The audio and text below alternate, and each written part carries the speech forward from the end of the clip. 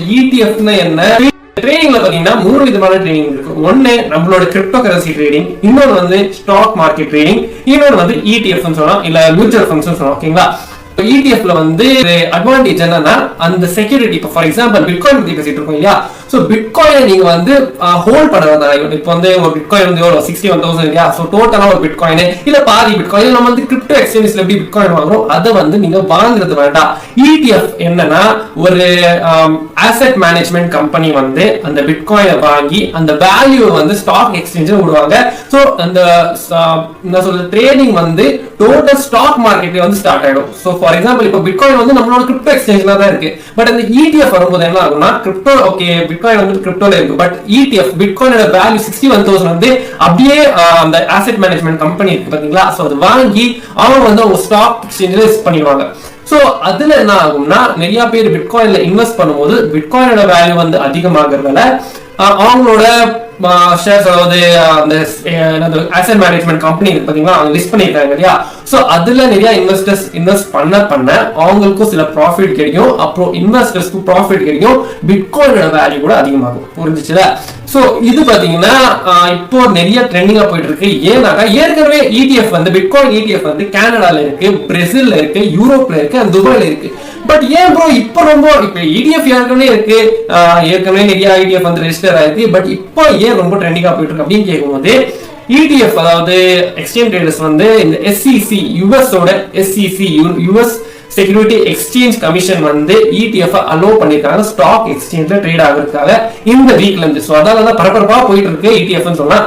So இந்த என்ன சொல்றது ஏன் இவ்வளவு ட்ரெண்டிங்? யுஎஸ் வந்து ஒரு மிகப்பெரிய பைனான்சியல் மார்க்கெட் இல்லாம இப்ப வந்து பிட்காயினிடம் ஒரு முக்காவாட்டி ஒரு ஷேர்ஸ் வந்து இல்ல டோட்டல் அக்கௌண்ட்ஸ் அதாவது ஒரு முக்காவாட்டி வந்து இவங்க தான் மைனிங்காக ஒரு இது பண்ணிட்டு இருக்காங்க. ஏன்னா சைனா வந்து கிராக் டவுன் பண்ணிட்டாங்க, யாராவது மைனிங் பண்றாங்க அதெல்லாம் ஸ்டாப் பண்ண வச்சிட்டாங்க. ஸோ செகண்ட் பிளேஸ்ல இருந்து யூஎஸ், இப்போ வந்து யூஎஸ் யுனைடெட் ஸ்டேட்ஸ் வந்து ஃபர்ஸ்ட் பிளேஸ்ல வந்து மைனிங்காக. ஸோ அதால தான் பிட்காயினோட மைனிங் கூட இப்போ அதிகமாயிட்டு இருக்கு. அப்புறம் இப்போ ETF அப்ரூவலால பிட்காயினோட விலை கூட அதிகமாக போகுதுன்னு சொல்லியிருக்காங்க.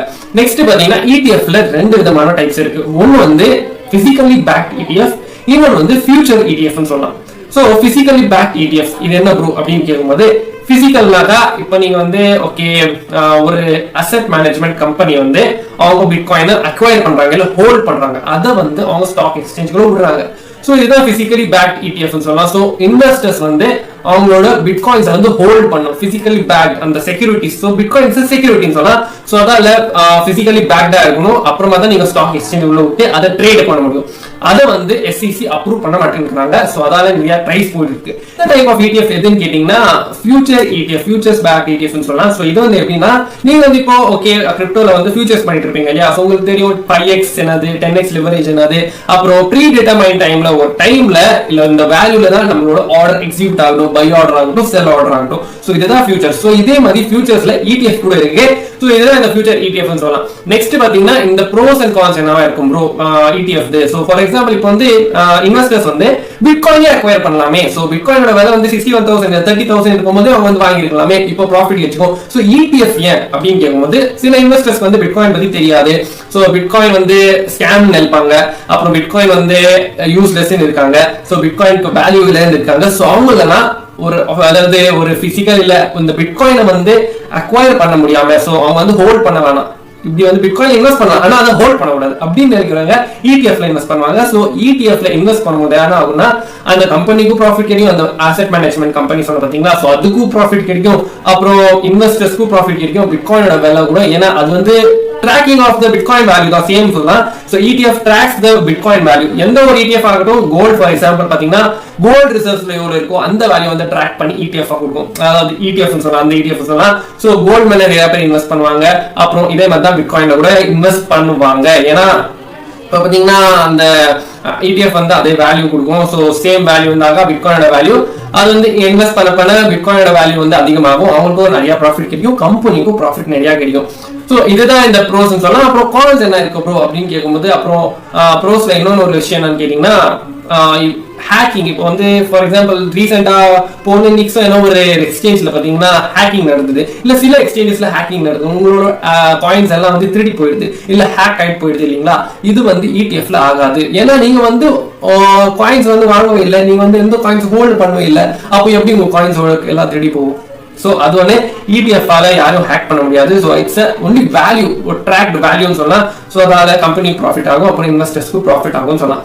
நெக்ஸ்ட் பாத்தீங்கன்னா இப்போ உங்களுக்கு ஒரு கேள்வி இருக்கும், ப்ரோ இப்போ வந்து நீங்க பிசிக்கலி பேக் இடிஎஃப்னு சொன்னீங்க, ஃபியூச்சர் பேக் இடிஎஃப்னு சொன்னீங்க. ஸோ இப்போ பரபரப்பா ஓடிட்டு இருக்கு இல்ல ட்ரெண்டிங்கா ஓடிட்டு இருக்க இடிஎஃப் எது அப்படின்னு கேட்கும்போது 4 இல்ல 5 ETF வந்து சில கம்பெனிஸ் வந்து ஃபைல் பண்ணிருக்காங்க. அதுல வந்து முதலாவது அப்ரூவ் ஆயிருக்கிறது வந்து ப்ரோ ஷேர்ஸ் தான் ஃபைல் பண்ணிருக்காங்க.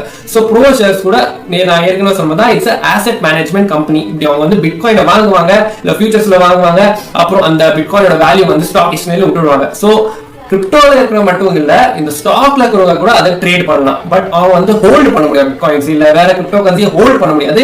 அவங்க வந்து ஸ்டாக் எக்ஸ்சேஞ்ச்ல அந்த வேல்யூ மட்டும் ட்ரேட் பண்ணலாம் சொன்னா. சோ அவங்க வந்து விற்கும் போது அவங்க ப்ராஃபிட் கிடைக்கும், சேல் பண்ணும்போது அதாவது பை பண்ணும்போது அவங்க அப்படியே பை பண்ணிக்கலாம். ஆனா பிட்காயின்ஸ் அவங்க ஹோல்ட் பண்ண முடியாது, அவங்க கிரிப்டோ எக்ஸ்சேஞ்ச்ல வந்தா தான் அதை ஹோல்ட் பண்ண முடியும். நெக்ஸ்ட் பாத்தீங்கன்னா வேல்கைரி, இது கூட ஒரு பெரிய ஒரு அசெட் மேனேஜ்மெண்ட் கம்பெனி சொல்லலாம், அவங்க கூட ஃபைல் பண்ணிருக்காங்க. சோ இது அப்ரூவல் டேட் எப்பன்னு கேட்டீங்கன்னா 25th அக்டோபர் ஒரு பெரிய டேட்டா இருக்க போகுது. ஏன்னா 18th அக்டோபர்ல இருந்து இந்த இடிஎஃப் அதாவது ப்ரோஷேர்ஸ் இடிஎஃப் வந்து ஸ்டார்ட் ஆக போகுது. நீங்க பார்க்கலாம் ட்ரேடிங் வியூல ப்ரோஷேர்ஸ் பிட்காயின் ஸ்ட்ராட்டஜி இடிஎஃப் இருக்கு. ஸோ அது வந்து இன்ன வரைக்கும் ஸ்டார்ட் ஆகல, இல்லைன்னா சார்ட்ஸ் ஆல்ரெடி வந்துட்டு இருக்கும். பட் ஆல்ரெடி ரெடியா இருக்காங்க ட்ரேடிங் வியூ அந்த எப்போ அந்த ட்ரேடிங் ஸ்டார்ட் ஆகுது. நெக்ஸ்ட் வேல்காரே வரப்போகுது 25th.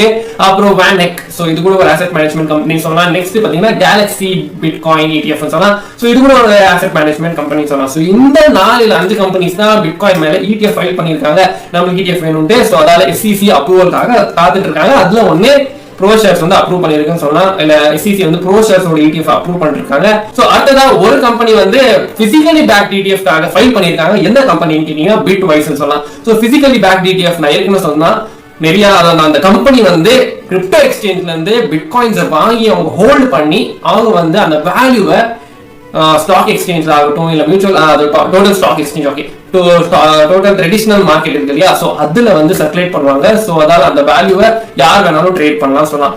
சோ நெக்ஸ்ட் பாத்தீங்கன்னா நம்ம வந்து பிட்காயின் பத்தி பேசுறோம். இதுதான் ETF பத்தி உங்களுக்கு புரிஞ்சிருக்கும்னு நம்புறேன்.